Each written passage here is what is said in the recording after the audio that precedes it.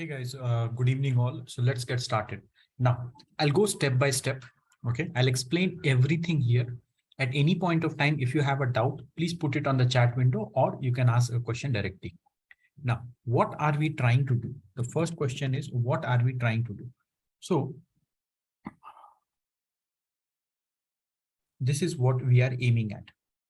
Okay, so I'm trying to build a PHP project, or I'm trying to deploy a project on a PHP project on AWS, where I will get fault tolerance, high availability, scalability, security, and ease of deployment. Here, I will be learning about EC2, application load balancer, Elastic Beanstalk, S3, DynamoDB. Then in RDS, I will be talking about RDS failover, read replica is there. In case you want, you can do a multi-AZ deployment. You can use Elastic Cache in case you want, and you will be also talking about CloudFront. So these are the components which we will be talking about here.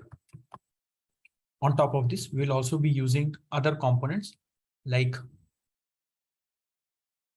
signed URL and all those things. So when we start our work, the smallest work which we need to do is, so there is a developer, he is giving me the code. So in the first phase, what I did is I deployed this code on a T2 micro instance. So I launched a T2 micro instance and I launched my code here. And once I launched here, I was manually trying to run it. And just to take a backup of this, I took a AMI of this. But the moment you take AMI, there is another thing called EBS snapshot also coming with that, where EBS snapshot is the backup of data and AMI is the backup of software. So assume that you are running your stuff on one single instance, okay, and it has failed. So you have a backup, so you will be able to restore. But the problem is, even if you restore, it will be time consuming. Suppose it takes 20 minutes for you to restore your application. You lost 20 minutes. So we say there is a downtime for 20 minutes. So it is not highly available. It is not fault tolerant. It is not able to sustain the failure. So what I do is I go ahead and try to design an application in such a way that it is fault tolerant. It means I bring an application load balancer and an auto scaling group. And then I have two EC2 instances. So if one fails, the other will sustain. And then I have RDS multi-AZ deployment where I have two availability zones that RDS running. So if one RDS fails, it will go and deploy on the other one. And at the same time, any static content which is there, I am taking it a backup on S3. It may have some performance issues, okay? And it will have one more issue. The issue will be that suppose it is auto-scaled to 5, but tomorrow, what happens now when the downscaling happens, one customer was there who was using an EC2 instance and that EC2 instance only got terminated. So his session will be lost. So in that case, what I will do, I will create an IAM role and I will make sure that this IAM role is able to access the content from this IAM role is able to take the content from DynamoDB. Okay. Or this session, whatever I am doing is able to store the data here on DynamoDB. Okay. So my T2 micro or my instance should be able to write the content to DynamoDB. So this is what I will try to do. So it says create a session, DynamoDB, IDS PMK, write capacity is this, create IAM role to grant applicant and test on EC2 IP DynamoDB session.php. Okay, test on EC2 IP. So this is what I am trying to create.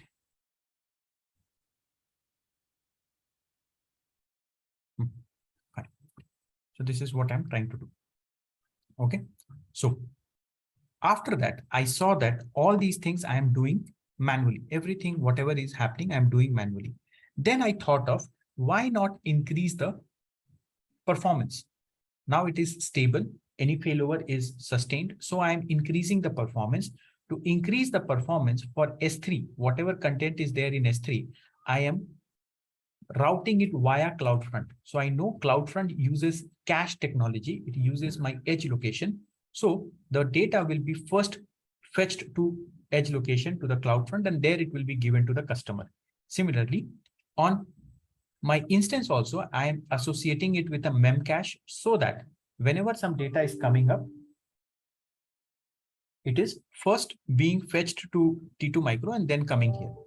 Similarly, in my RDS instance, I am creating a read replica. So now basically what I am doing is, first I have spoken about stability. Now the stability is there, DR plan is there. Now I'm putting performance in picture. The only drawback with this particular system is that I have to do everything manually. Okay. Now, because everything what I have to do manually, I am not very satisfied with this. So what I'm trying to do is I'm trying to find out an automated way to implement all these things. So the automated way to implement all these things is Elastic Beanstalk. So at this point of time, if my developer comes to me and says that I want you to deploy my code to AWS environment, so you don't have to do anything. You simply have to take the code, zip the code, and upload it to my EBS environment. The EBS environment will take care of load balancing, auto scaling, routing. It will put the cache data in my CloudFront. Then it will push the data to S3. It will associate itself to DynamoDB. It will push the data to cache memory, and then finally my RDS. The only thing what I have to do is I have to link everything together. That is what is expected from me. Okay. So let's go ahead and do all these things step by step. Okay. So the first thing what I did is I went ahead and I told the developer, tell me where is the code. So the developer told that the code is present here, Bitbucket, this thing. So when I get this code, I will go inside the code, the Beanstalk code. I see there are so many components here. Okay. And one by one, if I go inside each component, I will see that there is some or the other item which I need to start with. So this app-get.sh, it will be automatically taken care by my Beanstalk. AWS icon is an image. Okay.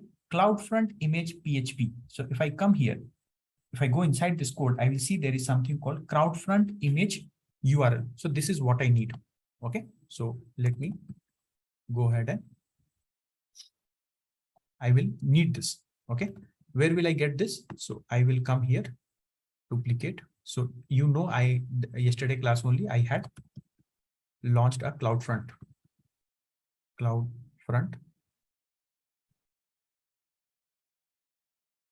where I told the CloudFront will pick the data from my S3.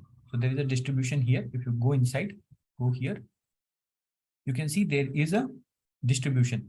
So if you click on this, then click on this and just come here and look for this guy. My icon dot, the image name is AWS icon.png. AWS icon.png. So wait a second, 1 second now. So this data is actually there in S3. So I think I have enabled that. That's why it is failing. Anyhow, let's see.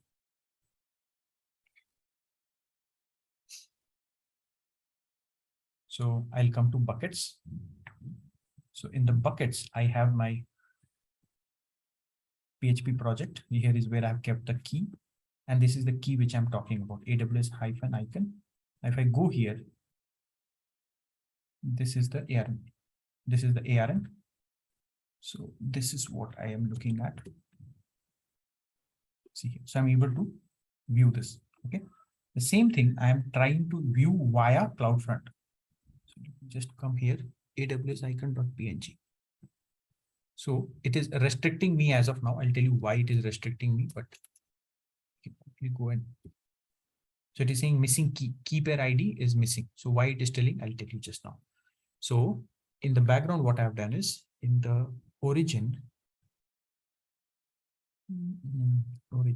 yesterday also, I showed you this, that I have enabled the key pair. So I have told that I will be using signed URL. Signed URL in the sense, a person should have valid credentials, then only he will be allowed to log in. So just let me just come here.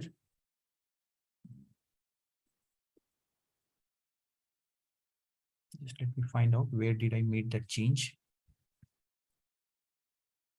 Origin only, I guess.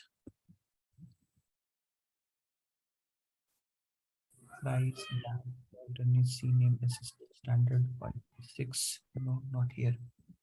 Give me 1 second. Let me find out where that change was.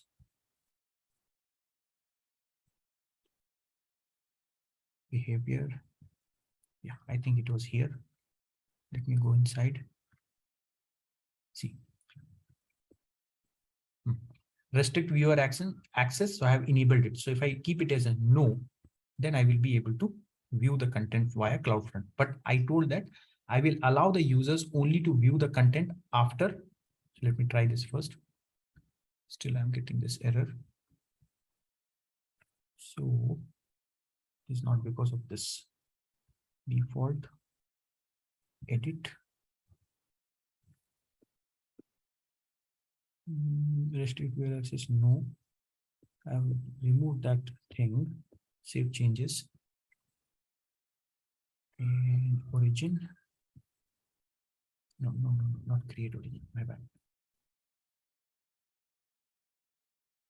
So in case if this causes a problem, I'll just remove this guy.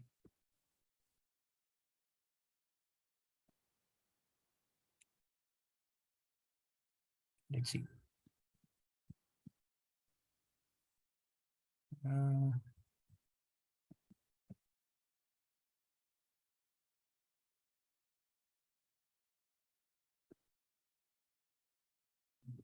Additional settings, that's okay.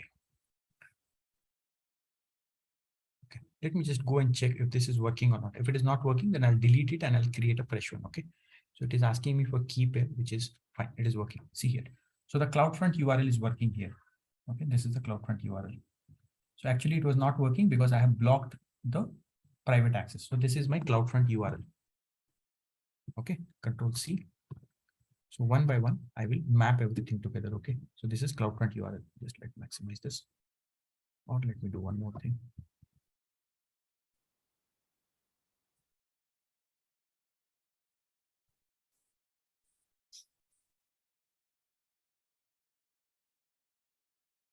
Okay, so this is my CloudFront URL.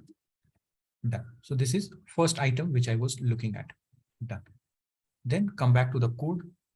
Then composer JSON is okay. Here I have dyn session.php. So if you go inside this, it is basically a Dynamo session. And here it is asking me that you define this variable dyn region. Dyn region is nothing but it is a Dynamo region. Where is your DynamoDB table located? So let me just come here.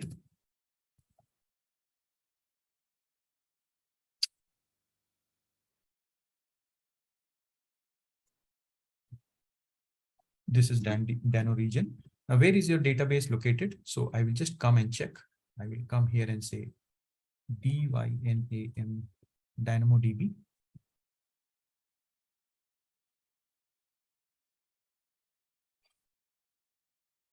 So if I come here, tables. So I can see a sessions table is there, but this is incorrect. Okay, this ID should be in small letters. So let me just delete this table and quickly create this table again. Delete all the CloudWatch. Delete. This is deleting. But where is this located? It is located in US East 1, North Virginia. So I'll just come here and say US East 1. So this is the region for this. 1 second.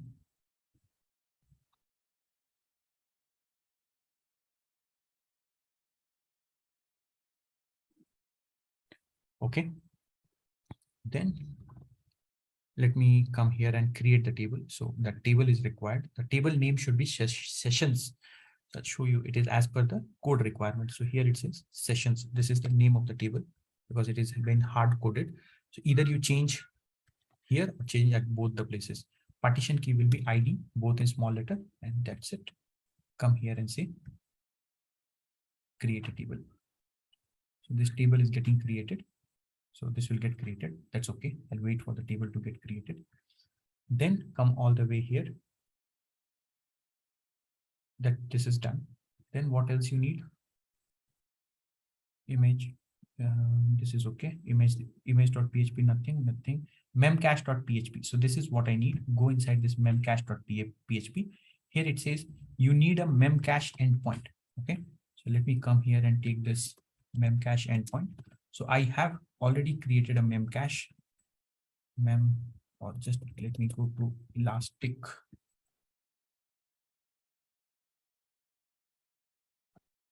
CAC.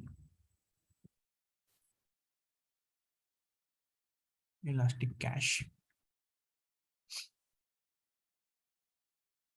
If you go inside this cache, you will see memcache, and you will see a cluster here.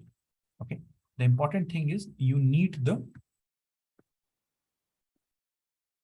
network and connectivity section. Go see which VPC it is using. So it is using my default VPC, and inside this, it is using my default security group. Okay. Make sure that in this default security group, the port is open. That is very much needed. Make sure that the port is open. Which port? So this works at this particular port. So make sure that you enable this port number. This port is very important. Okay.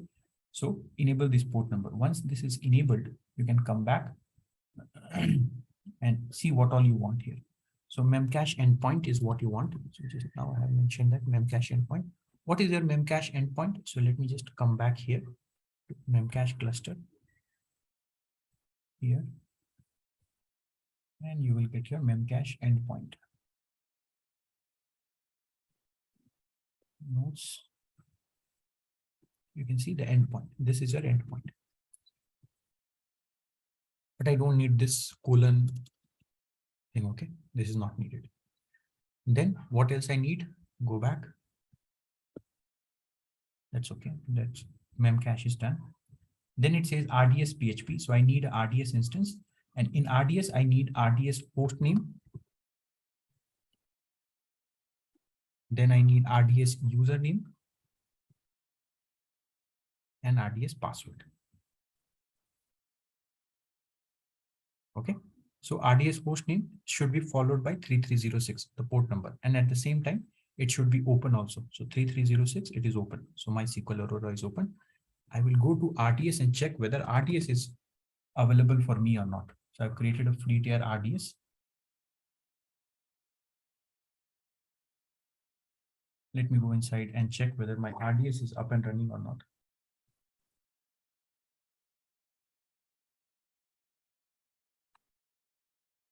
One second.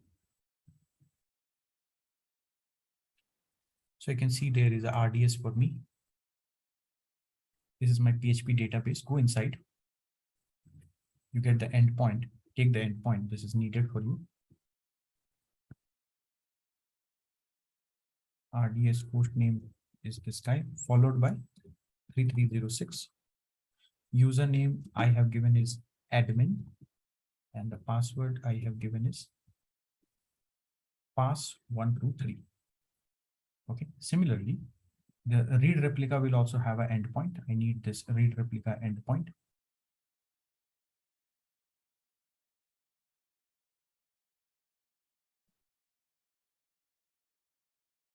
It is pass123456. Sorry, this is the password.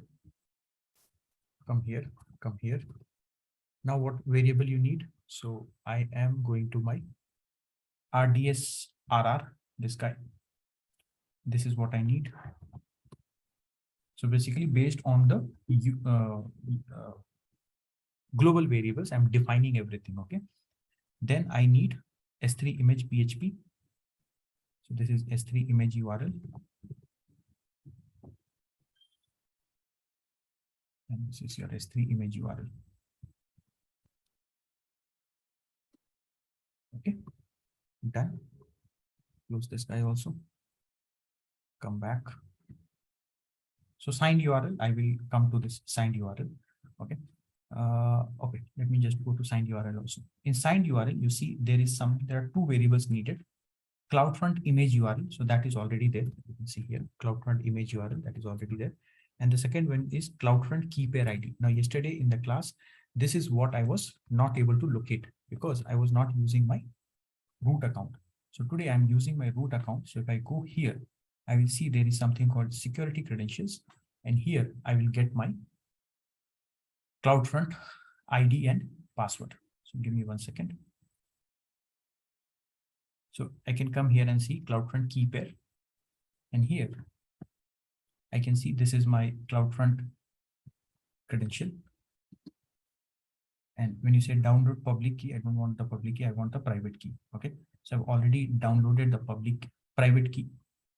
So let me go to downloads. So you can see this PK is the private key, RSA private key. So this is the private key. So this is what I have. So this is all done.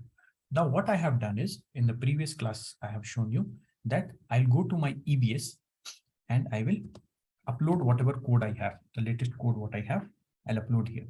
Now just to check what is the latest code you have uploaded, you can go back to your EC2 console, into the EC2 dashboard, and here you can check the latest instance which you have. So this is the instance where I'm doing a zip. So I'll just connect to this.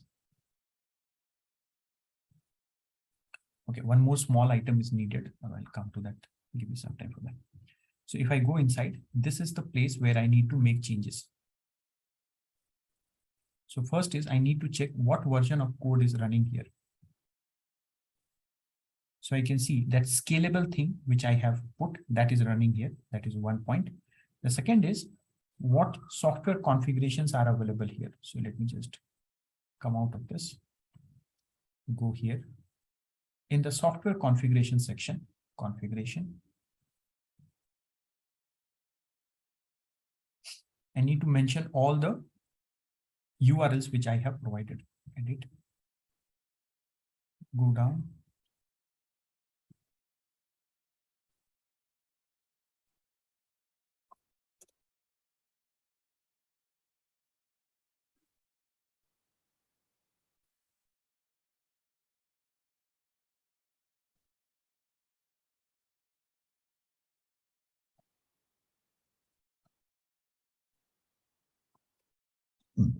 So one by one, I'll update everything. Okay, let's go and update everything one by one. CloudFront image URL. So this is my CloudFront image URL. When you're copy pasting, make sure that there is no extra stuff.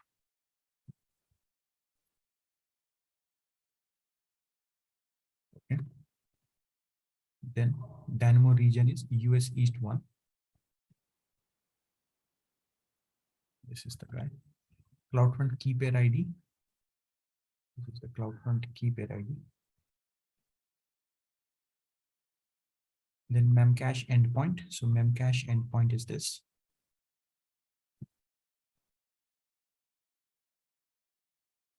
RDS hostname. So RDS hostname is this. Followed by 3306. RDS password. Pass 1, 2, 3, 4, 5, 6. RDS RR hostname. So RDS RR hostname is this guy. It should be followed by 3306. 3306. Username is admin. S3 image URL. So this is my S3 image URL. So basically what I have done, I have put everything, whatever I need. I can say apply. Okay. Now, one more thing which I need to do is I want to give my Elastic Beanstalk access for DynamoDB and access for S3 because it has to read content from S3. So I will go here to IAM and I will try to create a role in such a way that that particular role is able to talk to my DynamoDB and it is able to talk to my S3 bucket. Okay, so let me just come here. Give me 1 minute. Let this come and then I'll come here. Well, I'll do just one thing.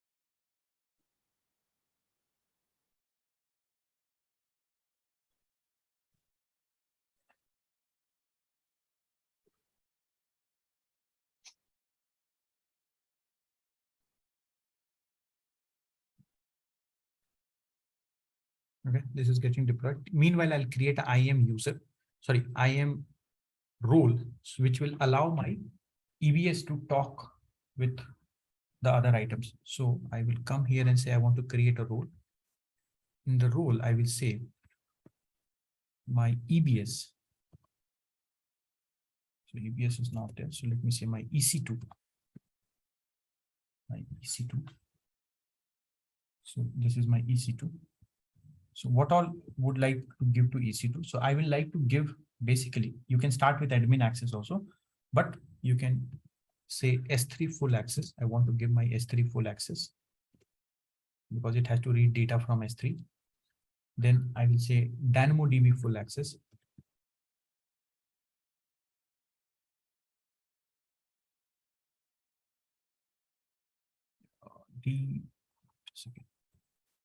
DYN Dynamo DYNA Dynamo full. This is also not there. DYNA.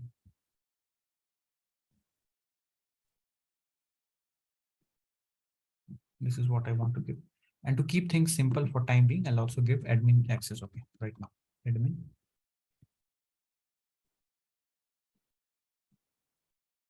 So I'm giving admin access for time being. Later, if you want, you can revoke this access, not needed. Next.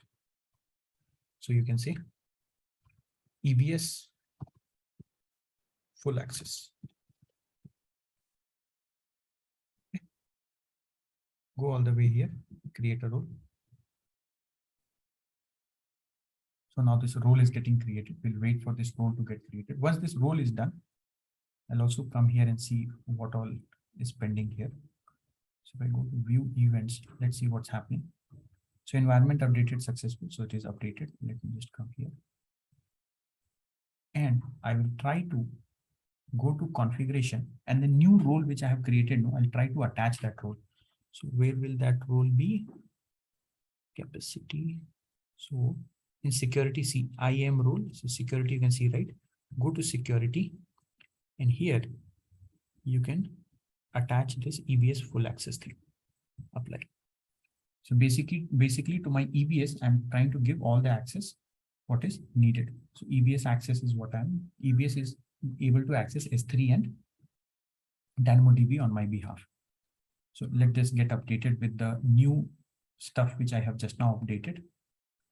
So updating the environment, let's wait for the environment to get updated. Meanwhile, if you want, you can come here. You can come here, say go to environment, and you will be able to see this. So local EC2 instance. So this was working. I saw this was working because, and it is working. So this is okay. Let's go back. I will come to this DynamoDB. Image on EBS working. Image on S3. See, there is a delay, and after a delay, I got the image working. Image via CloudFront working, little bit faster. This I have not configured. Database, let's go to RDS. So I did not get any message. Read replica. Here also I did not get any message. Then memcache. Here also I'm not getting that message. So this is a problem. These three things are problem. Anyhow, let me come here to DynamoDB session. Let's see if this is working or not.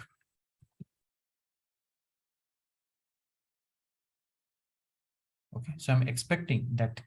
Okay, this is still not done. Anyhow, I was expecting that once this is done, it should go ahead and make an entry in DynamoDB.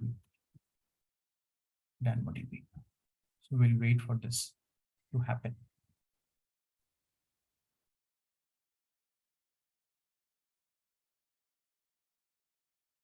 As of now, nothing has happened. So it is still updating. We'll wait for this update to happen. Once this update happens, then probably you will see whenever you do a change, it should be captured in your table. So that should happen, but still it is updating. Let's wait for this update to happen. Now, what I have done till now, I have almost all the components are working except this. This guy, if you go, it is not working. So we will have to check file not found. Why it is saying file not found. So to make this work, what I will do is I'll go to CloudFront first thing. In CloudFront, I'll make sure that I enable. I will go to CloudFront and I will enable the CloudFront thing. Yes. Now here in the behavior, I'll make sure that I'm only allowing signed URLs. Means a person who has a valid credential, that person will only be able to go in. So I say signed URL, yes, and trusted signer, self is a trusted signer, and this is what I have enabled. So now what will happen? This thing which you see here now, the CloudFront URL, directly if somebody is coming here and trying to access the content, now he'll not be able to access because it is blocking, because the content is not signed. So let me show you this AWS icon.png. See here, it is saying the key pair is missing. So you have to go ahead and give your credentials basically. Now, how to make that thing work? So already you have seen that I have given my key in this environment. This is already done. But where is the password? So password, I told that I have downloaded it here. I showed you that I have downloaded it here from that IAM CloudFront key, CloudFront credential. This is the prime, this is the key. So what I have again done is I have gone ahead and created a S3 bucket, a separate S3 bucket.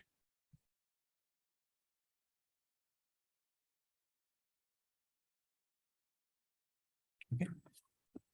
So this is the bucket which I have created, CloudFront password. And this is the key which I have uploaded. And now this key I will mention in my code. See here how I will mention.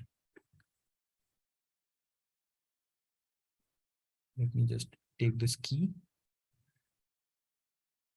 This URL I need. Okay, give me 1 minute. I'll just go ahead. Duplicate this. I will go to my EC2.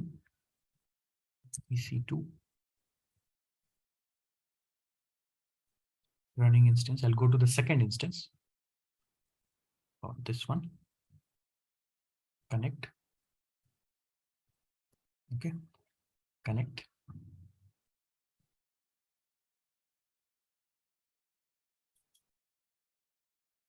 Okay. Now I'll become a root user.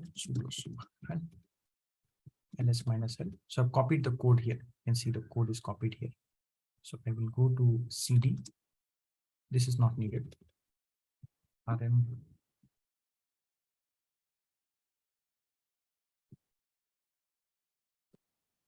Okay. So I'll go inside this AWS thing which I have created, the cloned basically.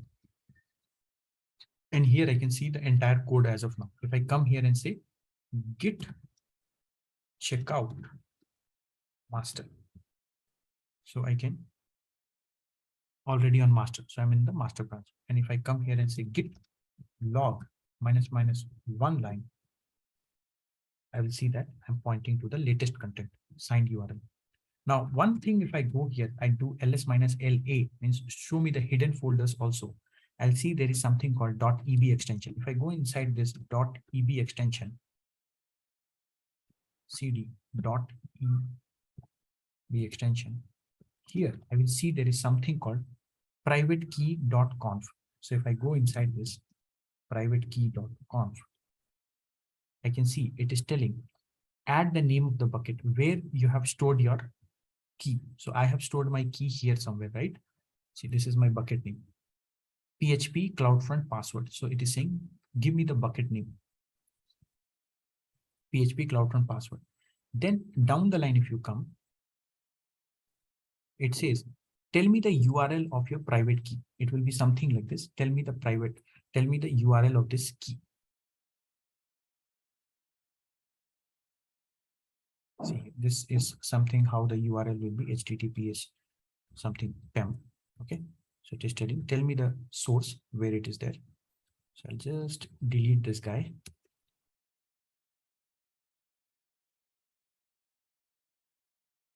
Okay. Come to your bucket.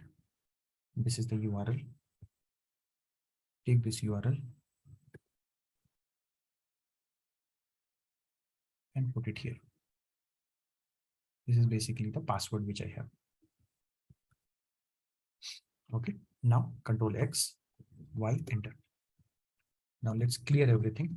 Now I made the changes. I will come back and now I will archive the code. So this is the latest code with everything what I need.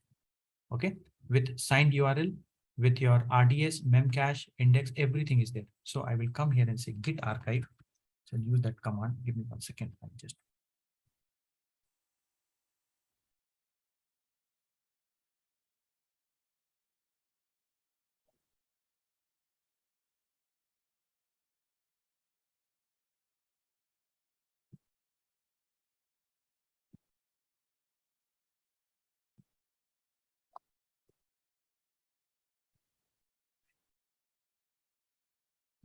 it would not paste it properly.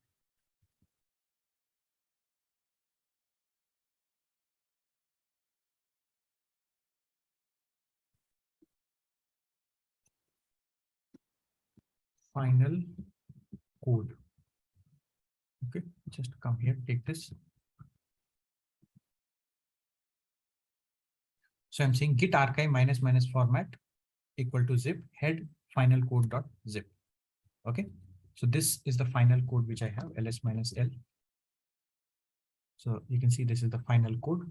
Okay, now this is what I want to take it to my S3. From there, I would upload it to my bucket. So I don't think I'll have access here, AWS 3 ls. So I don't have access. So I'll just attach the role which I have created some time back. Why is it taking so much time? So let me come here to instance, 1 step back, this guy. And here I will attach that role which I have just now created. Okay. So security, modify IAM rule. Here I will go with AWS full update. It's got terminated. The health has degraded. Just need to check what happened.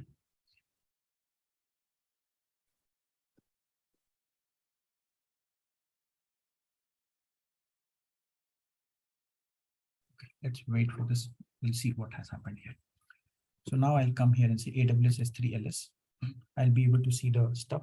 Now what do you want? I want to AWS S3 CP. I want to copy. What file you want to copy? Final. 1 second. Yes. ls minus l. So I want to copy AWS S3 CP. Final code dot zip. This is what I want to copy. Where do you want to copy? S3:/. This is the bucket. This is the bucket. The other one.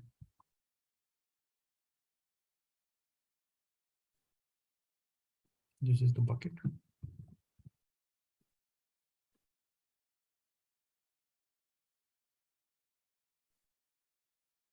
Okay. So it has been uploaded. Go back here. Go inside. And you refresh this guy. You will be able to see a final code. Just download it. Download that code. And just make it ready so that you can upload it to your EBS. So this contains everything. Now I'll go all the way here to my dashboard. Let's see what's happening here. So the stuff has degraded. Anyhow, I'll try to upload the latest code, upload application version. So I will go and say, I want to upload, and I will say final version. Final version. And you can come here, also say final version, and choose the file which you want to upload. And you can upload the code. So this is uploaded, but still not deployed. Why it has not been deployed, I'll just tell you. So there was some error here. Let's go and see what is the error. So now this is okay. Upload and deploy application version. Let's go ahead and deploy our final version. How to do it? Just go here and say, I want to deploy this code, whatever final version you have, deploy. So now what will happen? It will go ahead and deploy the final version. It says, see the events page in case you want to see what's going on. So environment update has started. So now I'm assuming that whatever code I have updated, based on that, it should go ahead and update everything. Okay. So I am waiting for the code to go through. Now, till now, whatever I have done everything manually. I have uploaded the code manually. I have zipped the code manually. I have provided the environment variables manually. But when you go for a production kind of work, obviously you're not going to do all these things manually. Rather, you will bring a automated process. So that automated process comes here with code pipeline. You will need a release software tool which will help you to release the code. So basically the deployment is done via code pipeline. In general terms, we say CI/CD pipeline, but here we will go ahead with a code pipeline. So here I'm going to create a pipeline. Okay. In this pipeline, I'm going to give a pipeline name. So I'll say PHP pipeline. Okay, PHP pipeline. Now, as of now, I don't have a service role. The role will be needed because my pipeline has to interact with S3, DynamoDB. So it says I need a role. So I'm saying go ahead and create a role. So sorry, new service role. You create a new service role. I will say PHP role. Okay. Then in advanced setting, it has the basic where the artifacts will be stored after the code is compiled, where the encryption will happen. All these things I'm leaving it from AWS to go ahead and do it. Now it says, who is your source provider? Is it Git, GitHub, Bitbucket? Where is your code present? So I have pushed the code, whatever I was showing you, I have pushed the code to my github.com. The latest code which I am working with, it is here.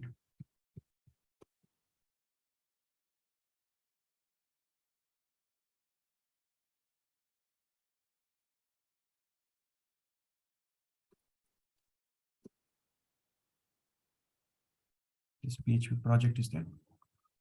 So this is the latest, not PHP app. No, not this.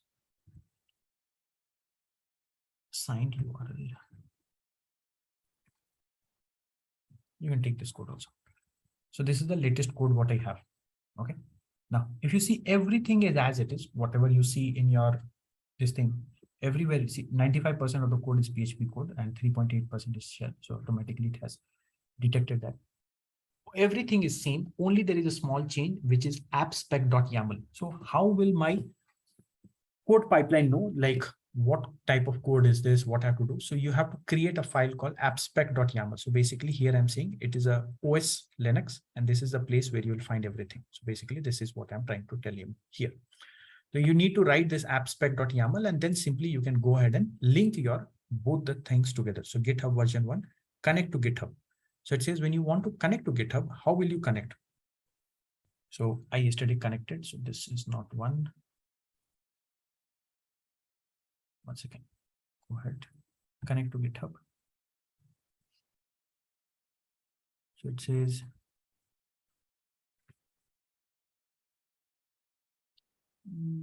authorize AWS code suite. So I'm trying to authorize. Now it will ask me for my password. So I remember this is my password. Go ahead. So now with that authorization key, it is trying to link my AWS and GitHub together, and it says you have successfully configured the action with provider. Means AWS and GitHub are linked with each other. Now, once they are linked, where is the code present? Tell me. So PHP, I can see PHP signed URL. So this is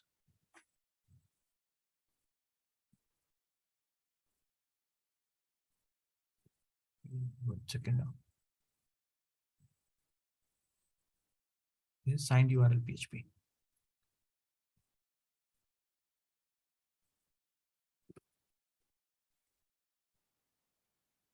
Signed URL PHP. Which branch the code is present? So I'll say it is there in the main branch. Now there is something called webhook. Now webhook is something which I will teach you when I'm teaching you Git. That whenever you push any changes to Git, automatically this will come to know via webhook. So as of now, I have recommended webhook. Go ahead. then build provider. Now build provider can be Jenkins or your code build pipeline. So as of now, you can either use either of them, but because I'm using a PHP code, I don't have to build the code. I don't have to compile that code. It is auto compiled. Okay. So I can skip the build stage, but in case you want, you can go with Jenkins or you can go with code build pipeline, your call, whatever you want to go ahead and do. So for me, it is optional. I may not go for this. So in case you want, you can build it. You can create a project and you can build it. But for me, I'm telling I don't need it. So I can skip this process. So if you see here, you skip build stage. So it's saying, do you want to skip? I say, yes, I would like to skip. Then it says deploy. Once your code is ready, where would you like to deploy? So I will say that I would like to deploy to Elastic Beanstalk. So it says in North Virginia, there is one Elastic Beanstalk with the name as PHP app. Are you talking about that? I say, yes, I'm talking about that. And on the PHP environment, I want to deploy. Next. So this is how the code will be automatically deployed. You just come here and say, I want to create a pipeline. Okay. So now what will happen? This pipeline will be ready. So till now, whatever manual deployment I was doing, now I will no more go ahead and do a manual deployment. Rather, I will deploy it via code commit or code pipeline. I'll show you. Okay. Anyhow, this is failing. Environment has transition degraded. Okay. Basically, it is same problem which I was facing on the first day. So let me just go to the environment. I will just change the instance type and it should work. So T2 micro is basically not able to support this. And that's the reason it is failing. So you remember last time also this was failing. So we went ahead and it's not about the security group. Cancel. We don't know this capacity. So I'll remove T2 micro from here. I'll just have T2 small. Okay. And I will just go ahead and say apply the changes. Confirm that the changes are applied. Now, once you apply these changes, what will happen is this particular instance will automatically get terminated. Anyhow, it got terminated only. So this T2 micro thing will automatically get terminated and a new instance will come up with your. So T2 micro will get terminated in some time, we'll see, and you will have a new instance with this thing. So as of now, the first deployment automatically ran. I did not run it. It automatically ran, but I'll come to that. I will just see here. So this changes are happening. So updating your environment, just wait for a second. New events. So it is saying I'm going to update the environment. A new version of EC2 instance has been deployed. You can see here 1949. Then environment update passed successfully. Environment updated starting. Environment PHP setting. Okay, so this is what is happening right now. Let's wait for this to come up completely. Once this comes up, you will be able to see everything working. I'm interested in the signed URL. Not yet.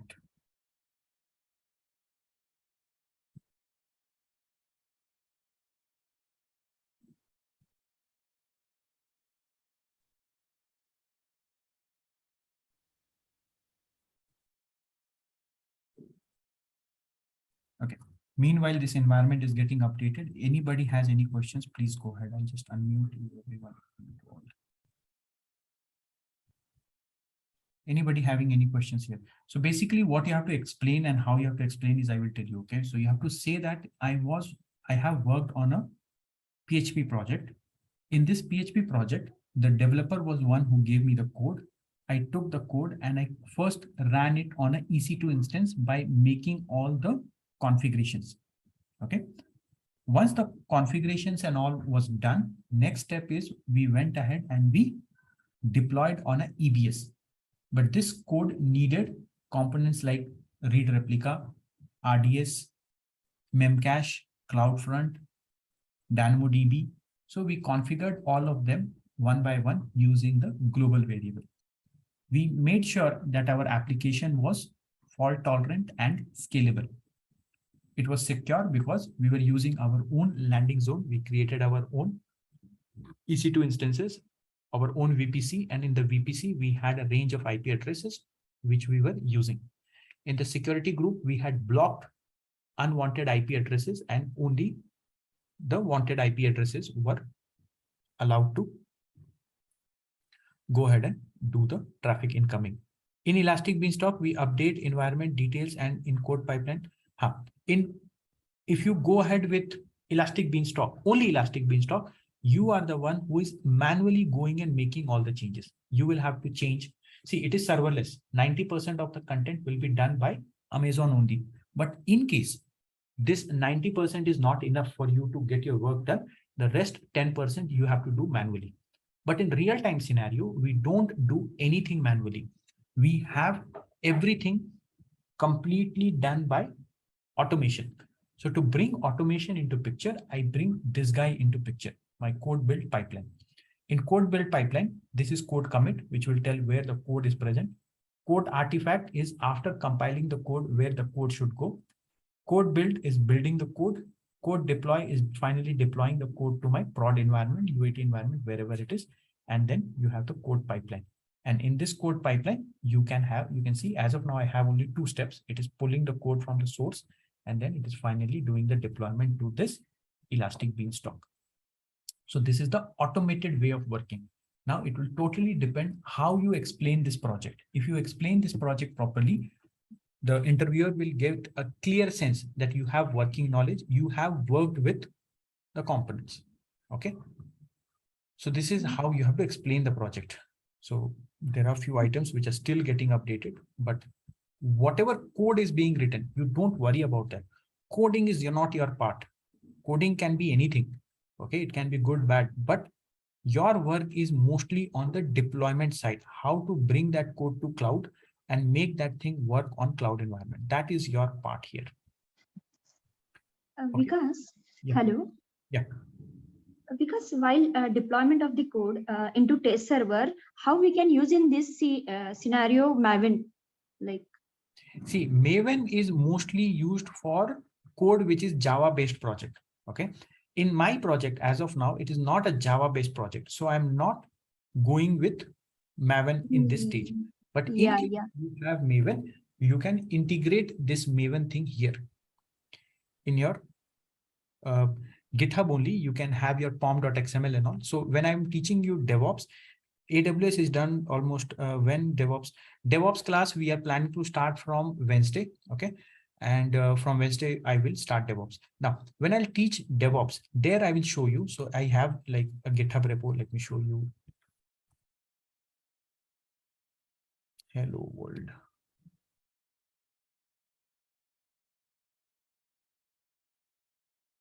So if you're talking about Maven and all, okay. So Maven and all is a Java based project. So here you will have components like this. Pom.xml, and in this pom.xml, all the Maven related things will be there.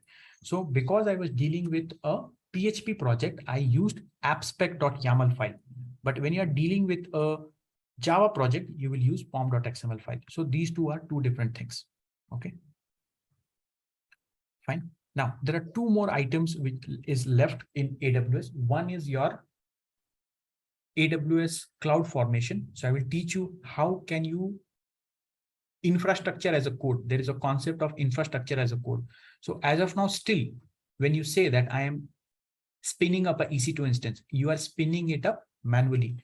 But down the line, I will show you that this instance which you spin up, you do not do it manually.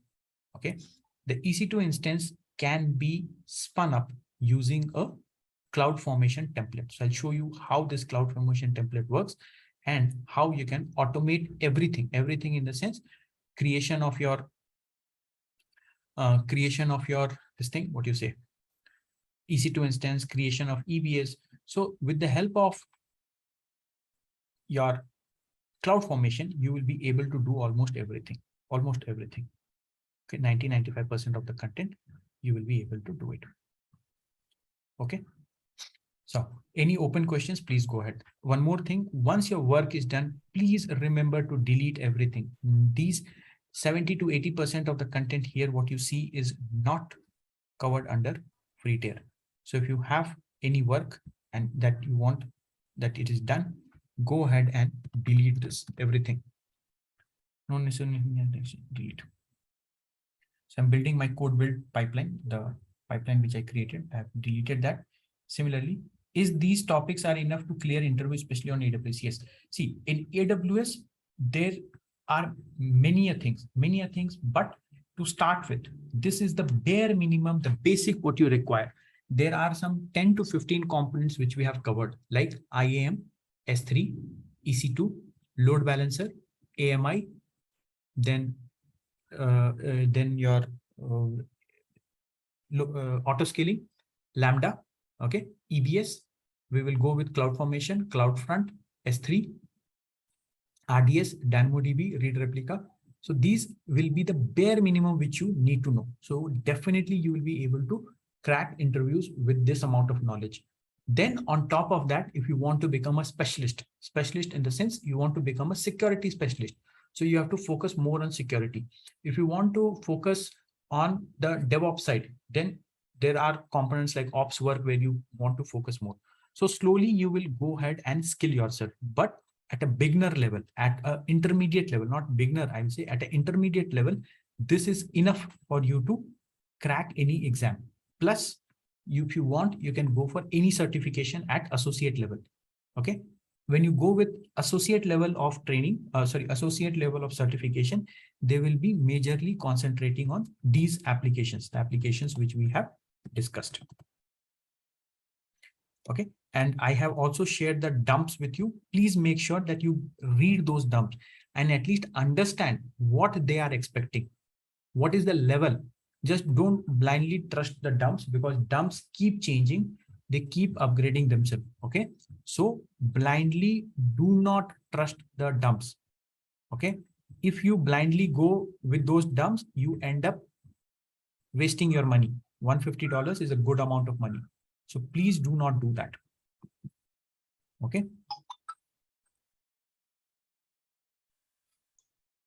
Because yes. Okay, so we are preparing for interviews, but I just pinged it before this session. So can you guide for us to prepare? Yes. And tomorrow in the tomorrow in the afternoon, I'll call you. Okay. Okay. And we can discuss on that because you have a specific requirement. So I have to talk. What is your requirement? What is your understanding? Based on that, we will talk and we can take it ahead. Okay. Okay. Fine. Okay. So considering that there are no open questions, guys, we can close for the day. Please do more practice. The more you practice, the better you will be. You will ask more questions. Okay. And because for CloudFormation, what code are we going to use? YAML. Is it YAML is what we are going to learn. YAML is kind of a standard scripting language because when I teach you Ansible, when I teach you Kubernetes, I will show you that mostly YAML is getting used. The entire Kubernetes is written on YAML, so we will be using YAML only. Okay, so Python is not like mandatory, right? Python is not mandatory. Python is majorly used for scripting and all, which can also be done by shell. So YAML is more required when we talk about DevOps. Okay. Python is more required when you talk about Lambda, Boto3 and all those things. Okay. Okay. See you then, guys. Bye-bye. Hello. Yeah. Hello. Because what are the topics, DevOps topics we are covering? Like okay. So we start with Git. Okay. Then we go to Jenkins. In Jenkins, we cover everything, shared your pipelines. Then you go to Docker, Kubernetes. Then you go ahead with artifacts, what is that? Artifact, yeah.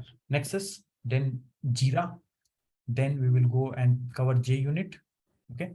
This is on the CI part. Then on the CD part, we go with Ansible, Docker, Kubernetes, Prometheus, Grafana, Node Exporter, Helm chart, and finally automation of all these things using Terraform.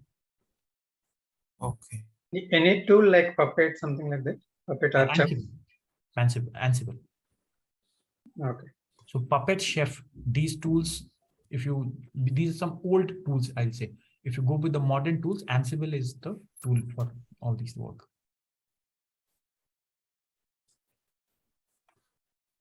Okay.